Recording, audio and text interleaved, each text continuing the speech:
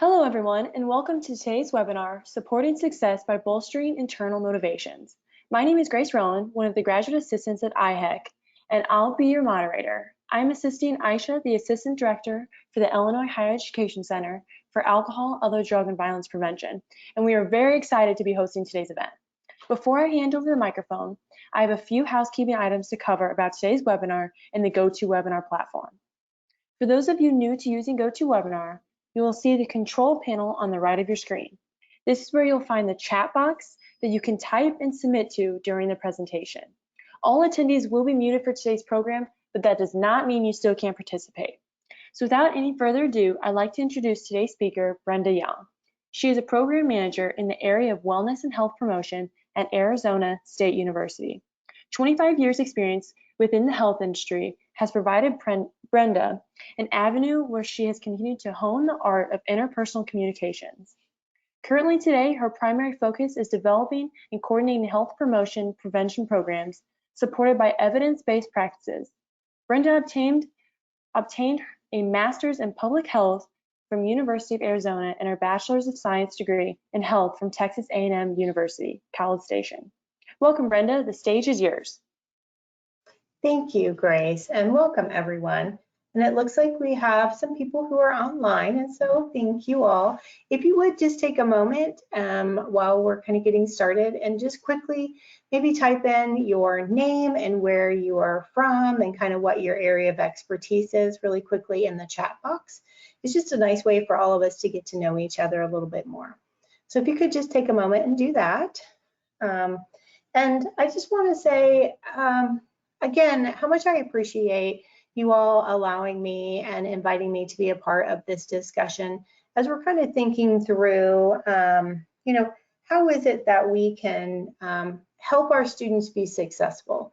And so as we think about within higher education, that is really our overall goal and mission, is to make sure that we are supporting our students and we are meeting where they are at and helping them be as successful as they can possibly be. And so one of the avenues and areas that has been very well studied and proven to be evidence-based is a form of communication that we often see being utilized within counseling or within the healthcare setting, and it's called motivational interviewing. And so as we looked into motivational interviewing, we really started to kind of break down and look to see, what is it that are these components that really help to encourage students to find their own motivation and commitment towards a change. And so as we kind of delved and looked into that, we were really inspired to try to find a way to really spark, stoke, and just encourage people to look intrinsically within their own life, make sure they understood what their own goals and objectives were, and then analyze what those behaviors were. And so oftentimes we have found that within the healthcare industry, whether they be coming to seek counseling services and or medical services, we oftentimes meet these individuals and we're able to have these motivational interviewing or brief intervention types of conversations. But we started asking ourselves, who are truly our front lines within higher education? And who is it that is communicating the most with our students? And so trying to meet them a little more upstream to where we're trying to have these motivational interviewing conversations to where we are really inspiring our staff who are interacting with these students to make sure that they are being compassionate and then helping to build the connections necessary to help these students become as successful as they can possibly be.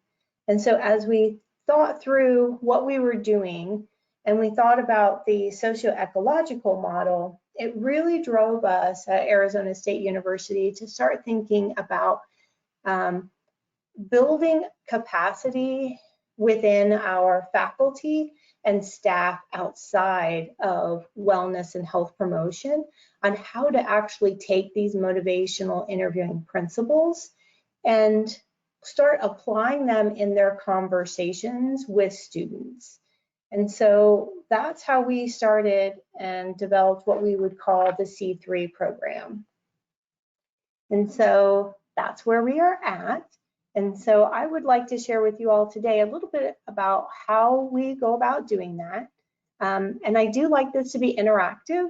And so if you could please definitely chat with me via the chat room. So like I said, if you could just chat in who you are and where you are from, that would be most beneficial.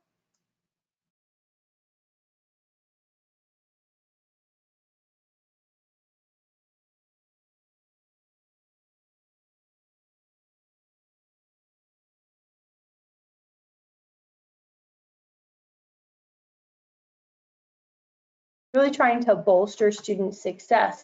That leads us to kind of moving our conversation to where we can really start thinking about what are some of the behavior concerns that we actually see within a collegiate campus.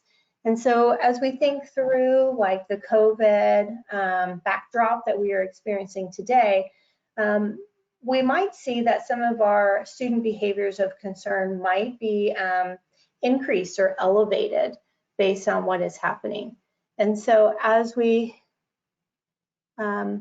think through everything, these are things that I would really like for you all to just kind of start to brainstorm and list out for yourselves. And if you would, if you could please add those to the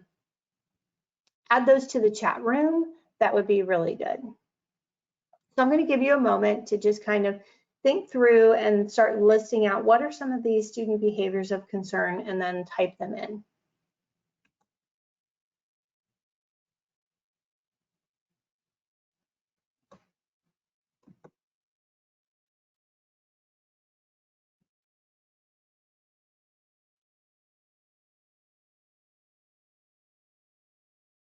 Hi, Brenda. Sorry to interrupt. I do want to let you know that we have some people participating in the question section instead of the chat box.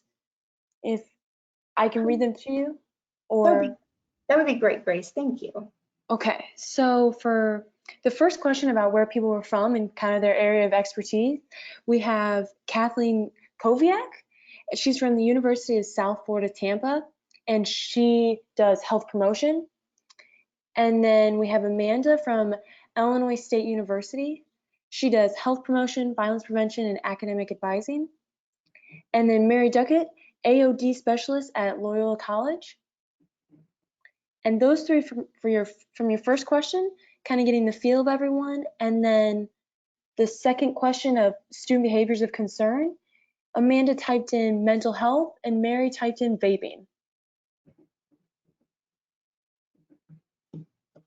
Perfect. Thank you very much for that. And so as we think through mental health and vaping, and we think about the environment we are within the COVID backdrop that we're experiencing, we would definitely say that mental health and vaping were student behaviors of concern prior to 2020. And so as we think through now, as we're in the midst of 2020 and what's happening currently around the nation, we might actually see that these become even more elevated. And so as we think through all the different types of students that we interact with within a collegiate campus, we definitely know that there's the entire gamut of students, right? And so for some students, this change in environment, the change in which they are attending school, they were able to plug and play and go nicely, and it really wasn't very disruptive for them. And so that's one total end of a spectrum.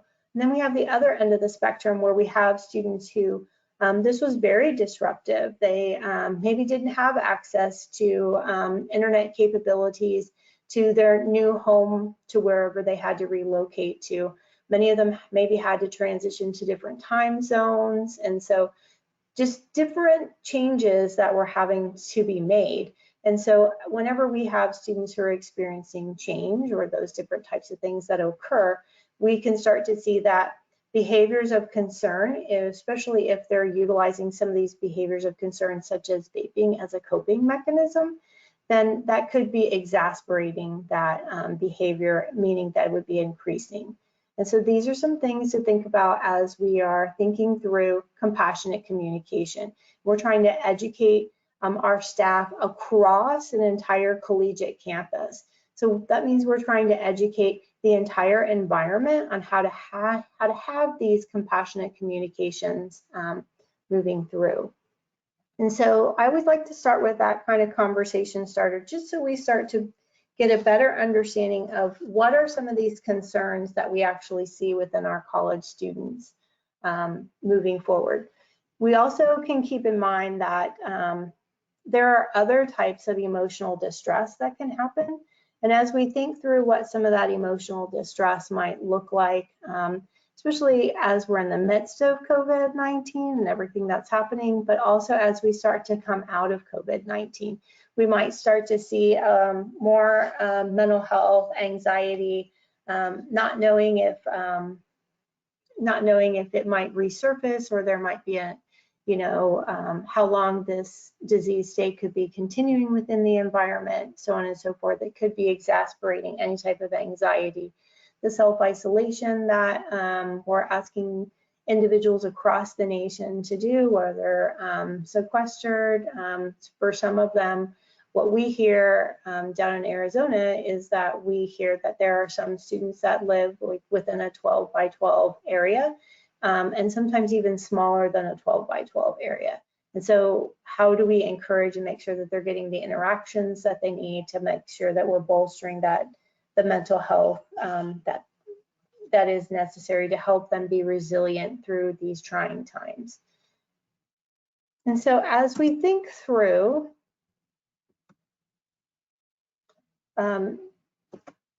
compassionate communication, it is important that when we are speaking or we're asking anyone to have compassionate communication with individuals, that they really start to have a good understanding of what the stages of change are.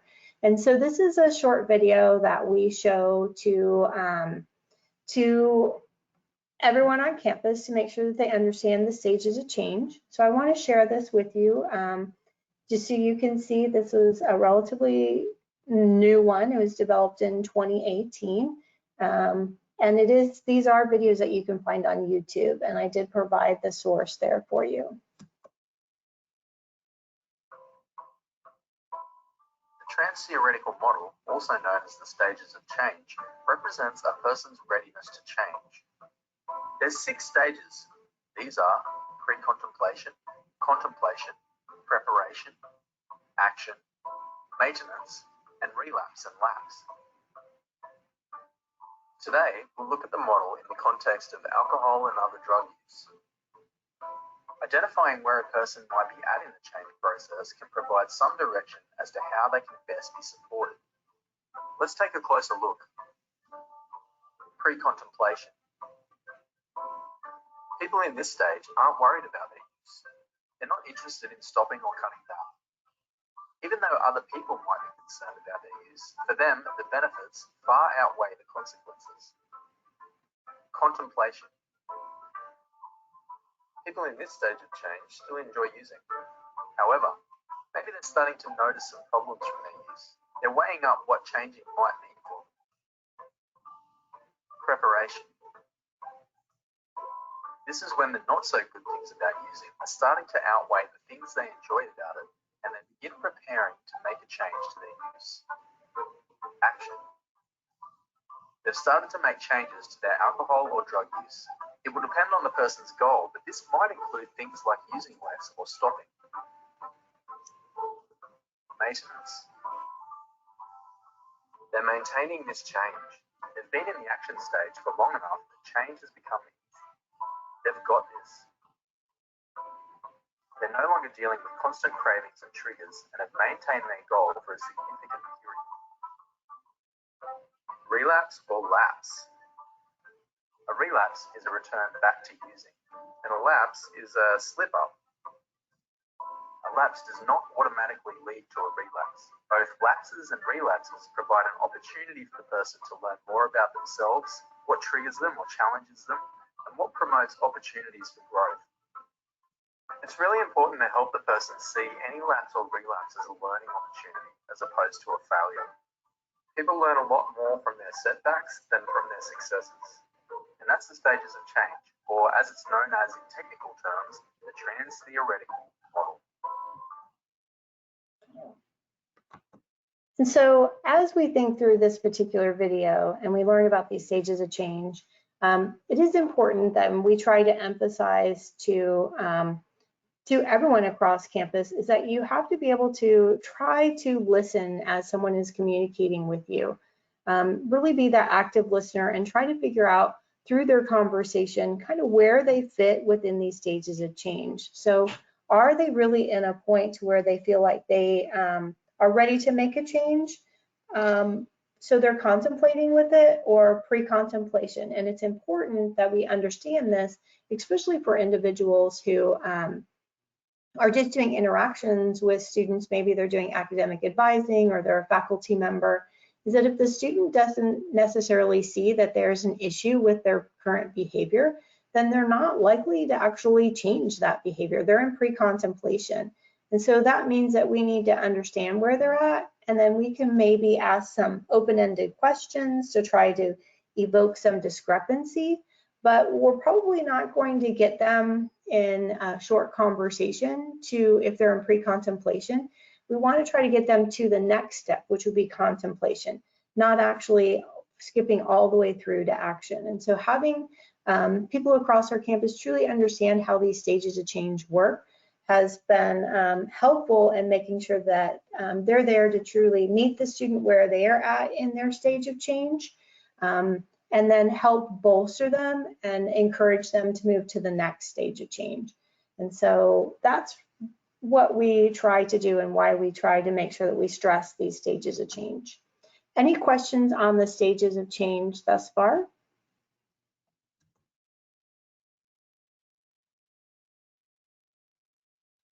Okay, so as you're, if you have any and you're typing them in, please just continue and we'll keep going. As we know, when we look at motivational interviewing, there are definitely 4 principles, right? And so we want to make sure that we've helped increase and bolster the ability of staff across campus within our entire environment to be able to express empathy, that they know how to develop discrepancy as they're having conversations, compassionate communications with the students, but also for the staff member to make sure that they know that that they have the ability to roll with resistance. So if an individual is not ready to be making a change, that staff member understands that and knows how to actually roll with resistance. And then of course, the last part would be supporting self-efficacy. And so these are the 4 basic principles that we've kind of pulled out of motivational interviewing that we really try to carry forward within our C3 program as we talk to individuals who interact across the campus with our students.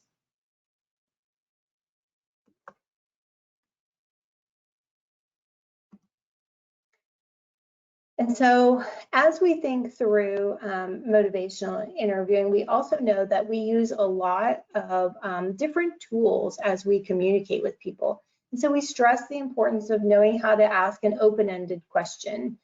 So we want them to avoid the yes-no questions or the ones that could be answered in a yes-no fashion. We want to make sure that they know how to build an affirmation, and then how to reflect back what they're actually hearing from the student. So the student can hear it themselves and then hopefully be able to agree or disagree. So, so that's a very important part, is how to develop those reflections, and then summaries. How do we summarize what the student is actually, what we've actually heard from the student? And this becomes extra important when we move to like the planning phase. And so, as we think through, these are kind of the definite critical skill sets that we try to enhance and bolster within our faculty and staff across campus. And so the 2 that we decided to focus on for today with you all is the open-ended questions and affirmations. And so what we would like to do now is I have these different close-ended questions. And what I would like for you to do is I would like you to take one of them. It can be any one of the 6, whichever one kind of speaks to you the most. And I would like for you to type into either the chat or into the questions box, whichever is more convenient for you, how you would change this close-ended question. How might you rephrase it and make it into an open-ended question? And so if you could just take a moment and enter that in, that would be great.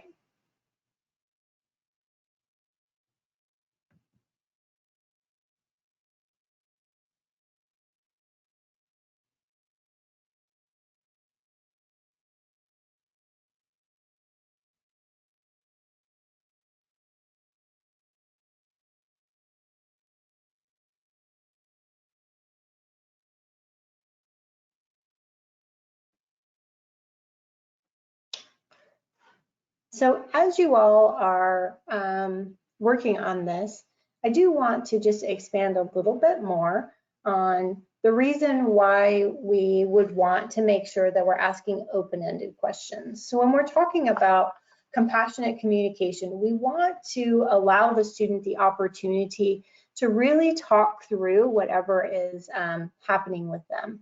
And so once we have engaged them in conversation, we know that there's enough trust built that we can move a conversation forward.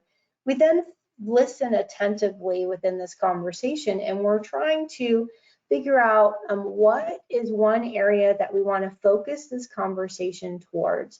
And so that's where we start thinking about listening for change talk. And while we won't go into a lot of depth today on change talk, we do have other sessions that are built directly for change talk. And if that's something you would like to know more about, please feel free to contact me. But as we think through what is it we want to be able to focus on, right, within these conversations, that's when, once we're at a focusing point, we're able to focus that conversation in. This is where we can start to build in some of these open-ended questions. And by adding these open-ended questions into the conversation, it then allows that student to take a little bit more ownership, do a little bit more introspective review and thought for themselves on how they might want to answer it. And so I would just, for the essence of time, I'm just going to take number 5. And so because this is May now, and so a lot of our students are getting ready to graduate, or some of them are thinking about graduation within the next year, I do want to take this particular one. And so the close-ended question is, do you ever think of graduating? Well, that's the yes/no question, right? But it doesn't really tell us a lot about what's going on with that student or what they feel might be happening as they think about graduation. Graduation is a very life-changing time for many students. And so it's something, as we think about graduation and how they're coming up, we need to have a better idea of how they're viewing graduation. Are they viewing it in a positive light? Are they nervous or scared about graduation? We definitely want to make sure that if a student is thinking about any type of behavior that could be self-sabotaging, maybe because they're afraid or nervous or scared about upcoming graduations, that we want to make sure that we're able to clearly understand what that student is going through. And so if we had to change this particular number 5, do you ever think about graduating? How could we change that to be a more open-ended question? And that's where we could start to use more of the what questions. So what does life look like for you after graduation, right? And so that's the importance of kind of thinking through, how do we actually build in these open-ended questions? Instead of assuming that everyone would think like we do, we need to give them the opportunity to express what they are thinking and feeling. And so that's what these open-ended questions do. Does anyone have one that they would like to talk about specifically before we move off of open-ended questions? Yes, we do have a couple answers. For Kathleen said for number 3, She said, "How might your girlfriend's feelings change if you were drug-free?" Very good. And then for number 1, Belinda put, "Why do you think you fight with your mom? What triggers your fighting with your mom?" Okay, and so those are really great questions in that they really start to have the student thinking about the what and the how behind things, right? And it allows them to really think through. And then once they have started to express those feelings, then we can start continuing to move that conversation, focusing more in on different aspects of the conversation to where we can get them to a point where they have expressed the desire and we start to hear words of change talk to where they're actually able and ready to move to the next one. So those are really great avenues on how you all have changed some closed-ended questions into open-ended questions. Thank you all for participating with that. So now this brings us to affirmations. So as we think about affirmations and we think about it, I do have 2 examples. So this first example is a student you are meeting with has fallen behind in one particular class. Overall, they're a very good student with the exception of this one subject. They seem fearful of approaching the instructor, but understand they need to eventually reach out or risk failing the class. And so this is one type of an example of sometimes what we hear being said to a student. And so I would just like to know, based on a poll, if you all think that this is an affirming statement or not an affirming statement. So if somebody said to you, "It's about time you talk to your professor about the late assignment," is that building them up? Is that really giving them the affirmation to make them think that they can actually carry through on that conversation and have the knowledge to actually do it?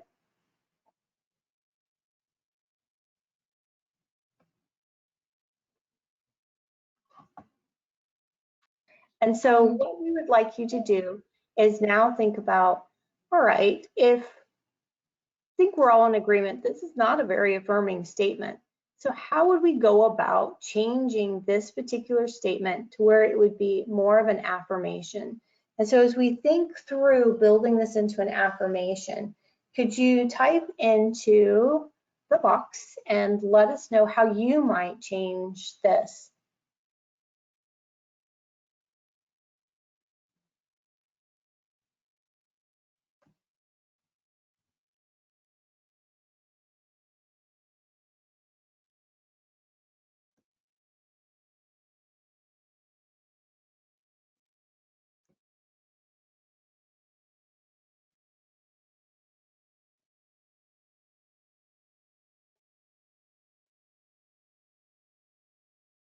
So I'll give you another moment to kind of get your typing put into the questions box on how you would reframe this statement to be an affirmation based on this example given. Amanda put, "I'm really glad you came to speak with me about your missing assignments. What questions can I answer for you to provide clarification for you about the missing assignments?" And we have a couple more, so you can tell me when you want those read. Amanda, that's a really great one. And so as we think through as we think through and we look at what you have placed in here and how you have changed this, you're definitely building up and bolstering through these affirming statements to let them know that you appreciate the fact that they're and they should be appreciative of themselves, that they are that they are reaching out and asking for that help and that they are moving forward with those conversations. We'll go to the next one. Okay, Belinda put, "Happy to see you're going to office hours and talking about assignments." Absolutely. So then bolstering that's a really great comment, Belinda, and bolstering what the student is actually doing and letting them know that, you know, it's a positive thing that they are reaching out for help and assistance, and that they're utilizing things like office hours. Sometimes students find that to be a bit overwhelming for them to go and meet one-on-one with an instructor. So those are really good ones. And another? Kathleen wrote, "You're doing really great in a lot of your classes. It might help if you talk to your professor to figure out how you can improve in the one class giving you trouble." Absolutely, Kathleen. And that's a really great avenue in making this affirmation, is that you're really highlighting the things that they are doing a really good job in. So they are a really strong student. They're doing well in all of their other courses. So acknowledging that and letting them know that you realize that, and then encouraging them to think about how to actually continue that within the one course that they are struggling within.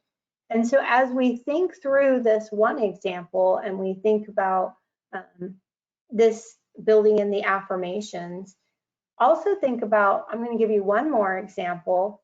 We're going to give one more opportunity.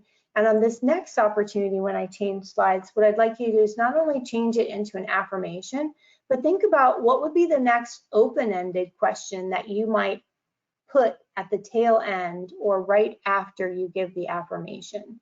And so here is the next example. So a student has pulled their grades up to C's, even though they are dealing with a lot of stress at home and in their personal life. And so as you think through and you kind of add in, what would be the affirmation? And then what would be a good open-ended question you could then end with?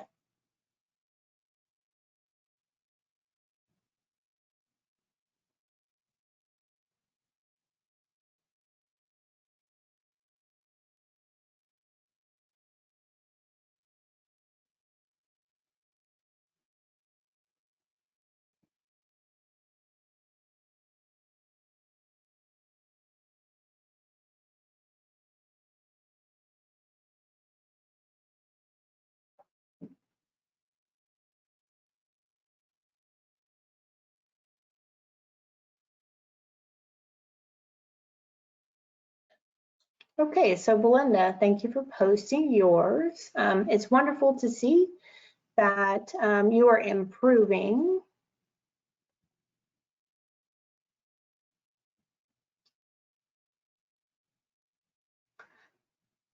That you're improving grades. What are you doing to accomplish this? So again, we start to see, great job, Belinda, on actually having that affirmation, building up the fact that they are improving upon their grades, and then following that up with an open-ended question. So like, so what are you doing to accomplish this? To get them really start to think about what are the behaviors that are working for them to help them be able to accomplish this change. So then Kathleen wrote, you've made a lot of improvement in your classes, especially considering everything you have going on in your life. What might it take for you to keep improving your grades? And so that again gets them to start thinking introspectively about, you know, by following up that great affirmation of like, hey, you've been doing some improvements. This is really good, right? Kind of bolstering, recognizing their hard work, and then following it up with, you know, what could they do to help keep improving their grades? And so what seems to be working, and then what can they continue with? And then Amanda writes, I know that you have a lot going on personally. I want you to know that I am really proud of you for improving your grade thus far. What else can I do to help you improve your grade to meet your grade goals to earn a B in the course? And so, you know, when we think about this particular response, it definitely gives the affirmations, right? And so it allows them to know that what? Oftentimes we talk about within motivational interviewing, we want to inspire intrinsic motivation. So that's where they are motivated by themselves. But sometimes depending on where they are at and what is happening with them and their self-efficacy, their belief that they can actually make behavior change and stick with behavior change for a long period of time. Sometimes we need to understand and recognize that extrinsic motivation might also be helpful. And so within this example, Amanda, you definitely say, you know, I want you to know that I am really proud of you for improving, right? And so those are the extrinsic motivator. And so whenever we use an extrinsic motivator, it becomes a very important part to then make sure we're following up with the things that can bolster the intrinsic motivator within them. So the external motivators are there, and at the same time, we want to be able to continue to bolster, spark, and inspire the intrinsic motivation that's necessary for behavior change to stay for a long period of time with an individual. And so combining those two and then making sure that we are really building up that intrinsic motivation at the same time becomes important. And so by asking these open-ended questions and referring them back to their goals, right? And so that's the nice thing you did with your open-ended question, is you definitely referred back to a grade goal. And so I appreciate you even took the ad lib to kind of even moving forward in this conversation, right? Is by giving a little bit more backstory, right? And so if we have clear understanding of what people's personal goals and objectives are, then it helps us move the conversations forward and keep them as an individual focused on what their own goals and objectives are for their life. So nicely done on those. Any questions on open-ended questions and affirmations?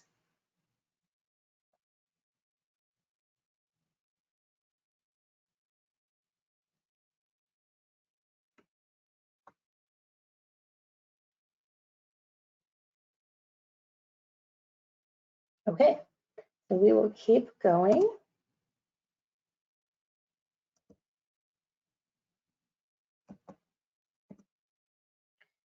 Okay, so as we think about empathetic communication and we are trying to inspire everyone across an entire collegiate campus, regardless of whatever their job is, that anytime they interact with a student, that they kind of fall back to these motivational interviewing principles when they can, is that first and foremost, we always want to make sure that we are engaging in the conversation, right? So it can be as simple as what brings you in today. Other people have other ways of phrasing things.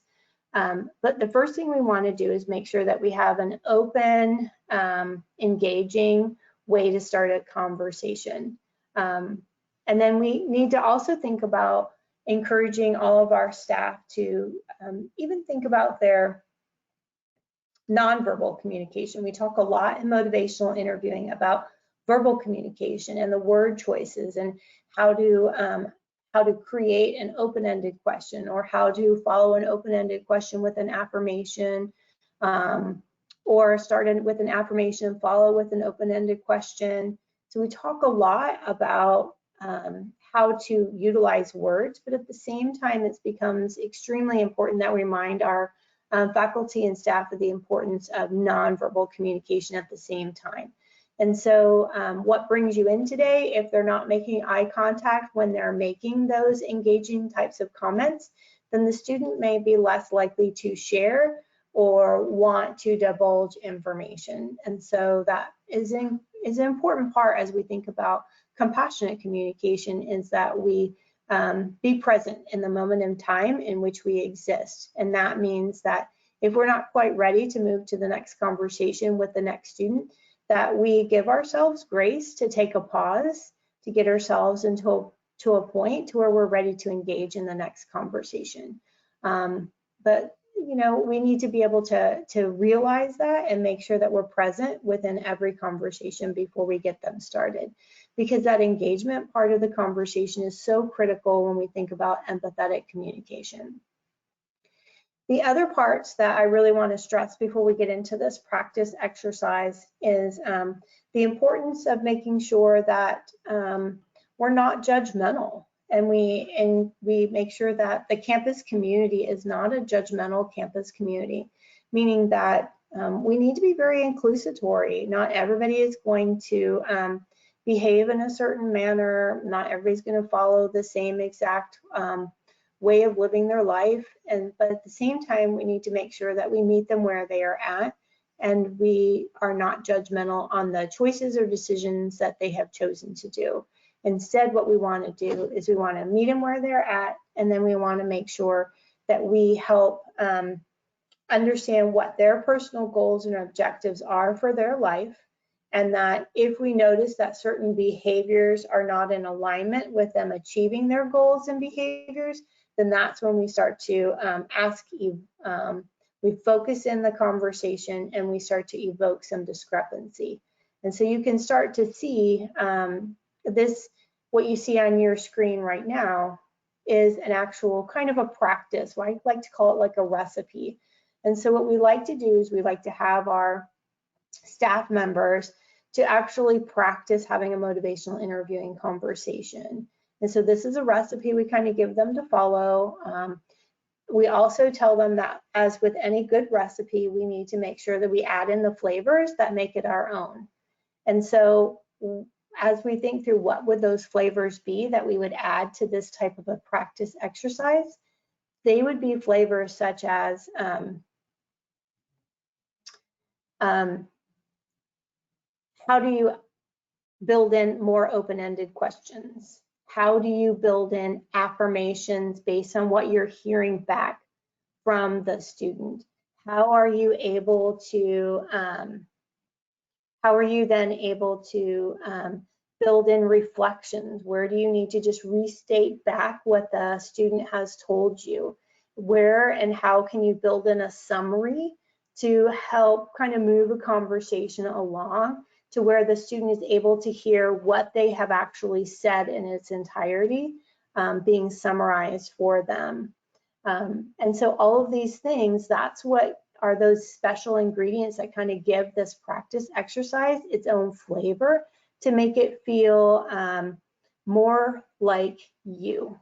And so as we think through, and what I'd really like for you all to do is to be able to think about how you might be able to practice utilizing a recipe along this line. And so, so what I would like to do is, would any of you like to be unmuted and actually join in and practicing this type of communication utilizing this recipe that you see on your screen? Amanda, I thank you for your comment, and I'm appreciative to know that you are enjoying the ability to kind of practice as we're moving through this webinar. So thank you for that positive comment. But is there anyone who would like to maybe step up and try this?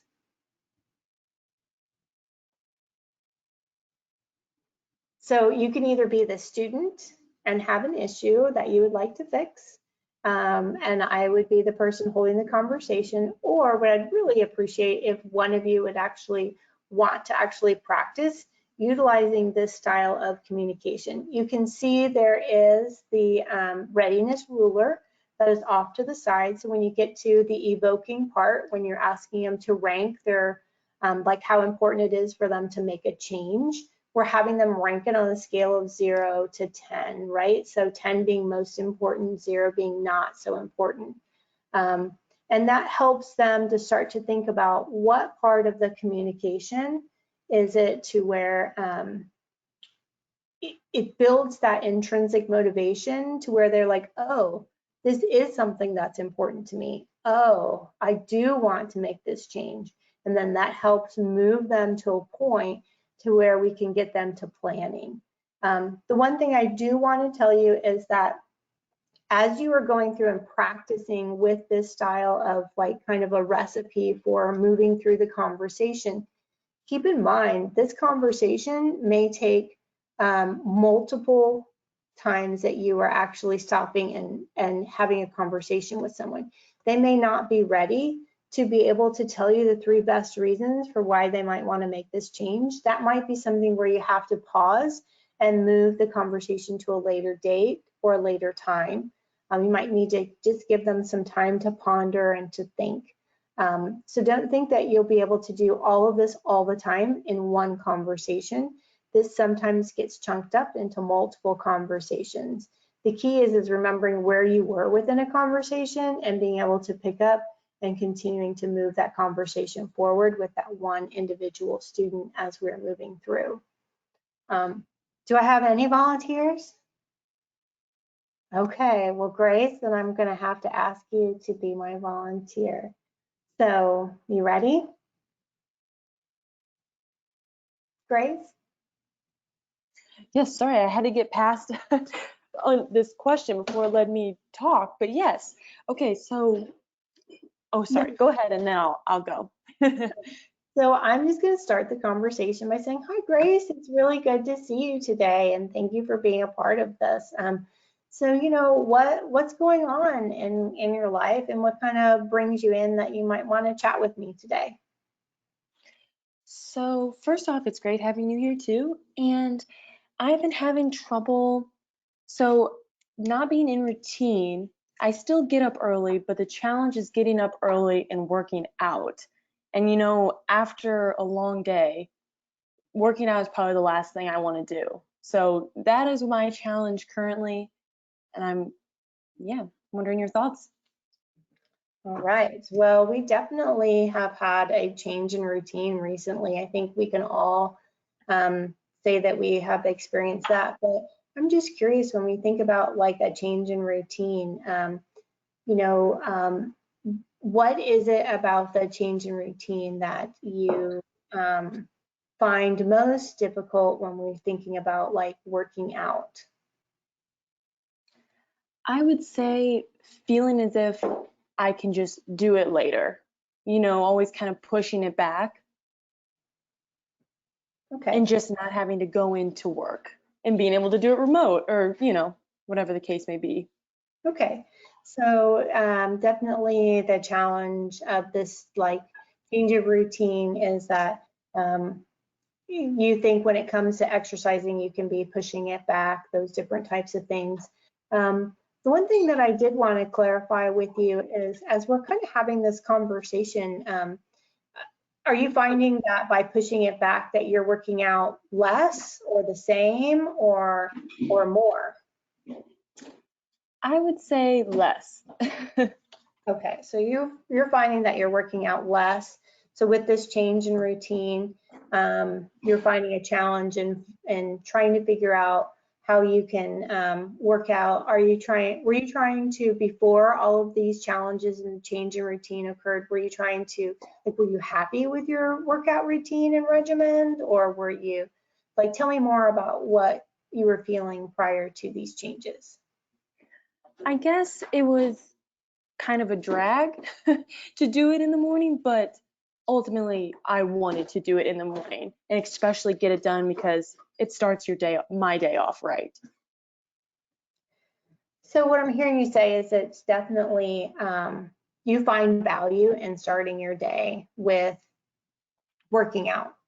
And so it's something that I'm hearing you tell me that it's something you want to be able to incorporate and put back into play, even though you've had a change in routine. Am I hearing you correctly? Correct. Okay, perfect. And so, so this leads me to then ask, you know, so we definitely, you're telling me that that one of the reasons that you want to make this change is that you think it'll be a better kickstart for your day, those different types of things. So if you did decide to, with your new routine, if you did decide to make this change to where you were getting yourself up and working out in the morning, how might you go about this in order to be successful? I think the first thing I would do is set an alarm, you know, just kind of a little earlier than I would have been getting up, and then have a set time. This is when I'm supposed to work out, and so on. So intentionally get up to work out. Okay. So having that set intention when you're waking up each day to making sure that that intention is that when you wake up, you want to put on your workout clothes and go and do your workout regimen. Okay, good, right. And so as we think through, I think that what are some of the 3 best reasons for you to make this change to where you're intentional, you're setting your alarm in the morning, you're getting up with that intention to work out first thing. What are some of the 3 best reasons for you to do this? I would say physically I feel better. It wakes me up, so maybe I'll drink a little less coffee. And then I have more free time in the afternoon because normally I would have to work out later then. And so it kind of frees up afternoon, evening time. Okay.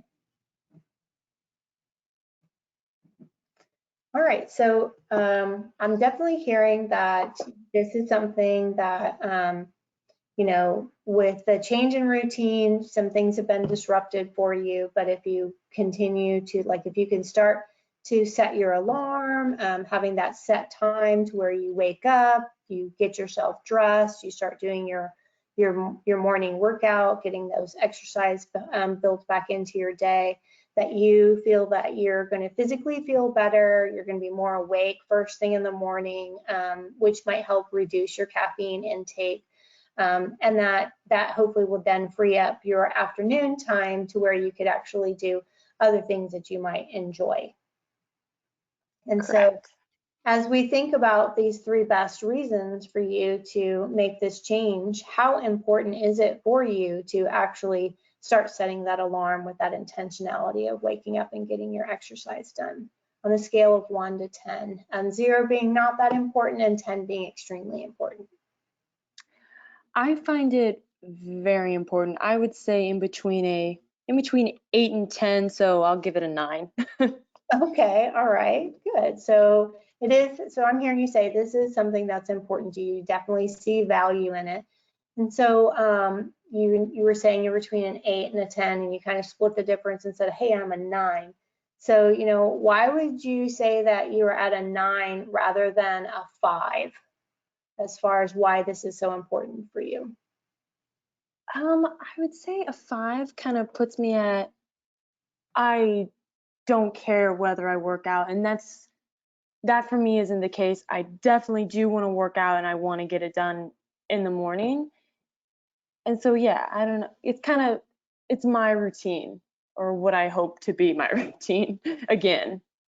Okay, great. So that's good. That's really great to hear you tell me that, Grace. And so what I'm hearing you say is that this is something that is getting up and doing your workout first thing in the morning and having that routine back for yourself is extremely important for you to be able to feel good each day, to make sure that you're awake in the morning, and that it allows you then to have that free time in the afternoon to do other things that you might enjoy. And so as you think through everything we've been talking about, what do you think you'll do now that we've kind of know that this is something that's very important to you? What do you think you'll do now? Well, now that I've talked about it, I have to get up earlier and work out. Okay, so definitely getting up earlier, working out. And so can you set me through like 2 or 3 things that you might do to actually, that might help you be able to do that, accomplish that plan? So what I used to do and now I want to go back to is have set workout days throughout the week. So I know, okay, Monday I'm going to do this, and then Tuesday I don't have to. Wednesday I'm going to do this, and kind of just have a more routinized life and set specific days and times to get up. Okay. And so, well, thank you, Grace. And it sounds like you've made yourself a plan, and it sounds like this is something that's extremely important to you, that you want to make sure you get back to this kind of routine, to where you're setting the days in which you know you want to get up and work out, and that you're willing to set your alarm with that intentionality of making sure that you're waking up on those mornings and getting your workout done. And so I'm really looking forward to touching base with you again to find out how this plan. All right. So that is an example. So thank you, Grace, very much. That is an example of how you can utilize this kind of a recipe while also sprinkling in your own ingredients. You can definitely tell Grace, were you able to hear any affirmations that kind of made you feel good, or summaries or reflections that were kind of built in, or additional open-ended questions that I added?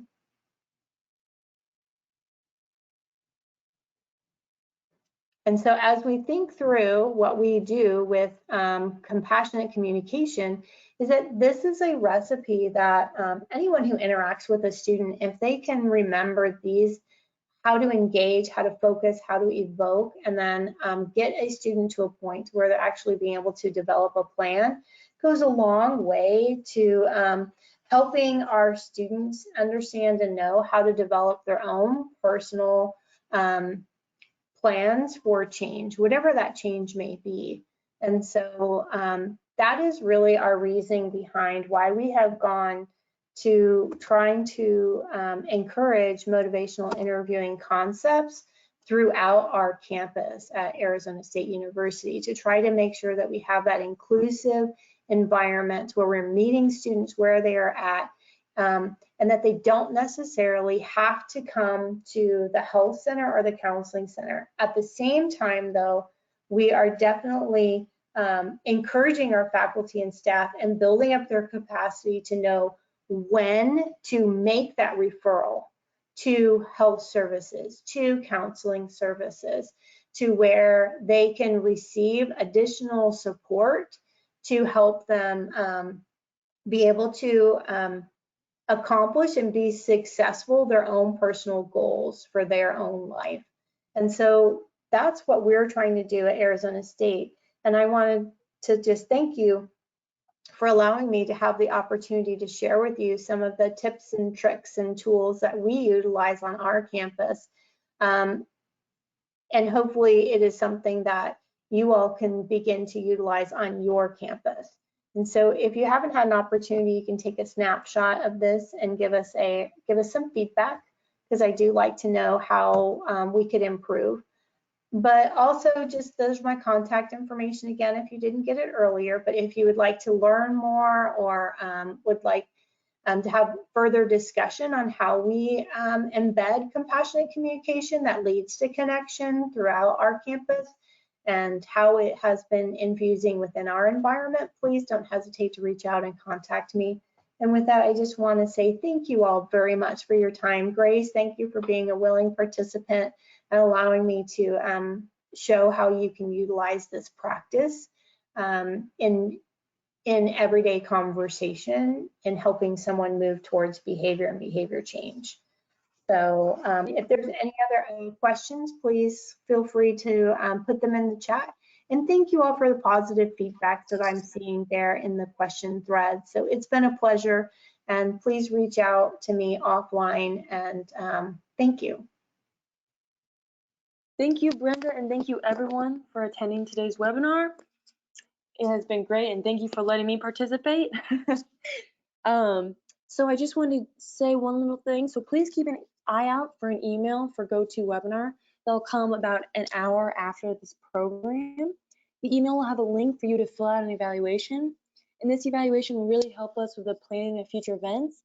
And then lastly, certificates will be issued within 7 to 10 business days. Thank you, Brenda, and thank you, everyone.